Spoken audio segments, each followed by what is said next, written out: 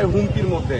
এখন আমরা না পারছি কোনো কিছু করতে, আমরা কিন্তু এখনো আমরা যারা আছি চিকিৎসাধীন অবস্থায় আছি, আমাদের এখন আমরা হসপিটালাইজ হয়ে আছি। আমাদের যেটা আজকে মূল যে কারণের জন্য দাঁড়িয়েছি, এই যে বিচার ব্যবস্থা এবং বিচার ব্যবস্থার আরো যে বিষয়গুলো, এইটার হচ্ছে এরকম যে কোনো আসামি যদি ওয়ারেন্টও হচ্ছে, সেই আসামি ধরতে গেলে কি হয়েছে, বড় অফিসারের ইয়েস লাগবে, তাদেরকে জানাইতে হবে কিরে ভাই। তারপর হচ্ছে আরো বিষয় যেটা থানায় গিয়ে যদি বলা হয় যে ভাই এই আসামিগুলো এখানে এখানে যাচ্ছে, অ্যারেস্ট করেন, এই করেন, আমাদেরকে বলা হচ্ছে কি যে হচ্ছে কি ভাই আপনার কাছে প্রমাণ আছে সে গুলি করেছে।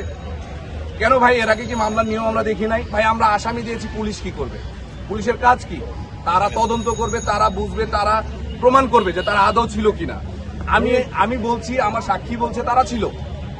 এখন কি আমাদেরকে প্রমাণ করতে হচ্ছে বারবার যে হচ্ছে তারা ছিল কিনা, তারা আদে আওয়ামী লীগ কিনা, তাদের ছবি দাও, আমাদেরকে ম্যানেজ করে দিতে হচ্ছে। তাহলে ভাই পুলিশ কি করছে, প্রশাসন কি করছে?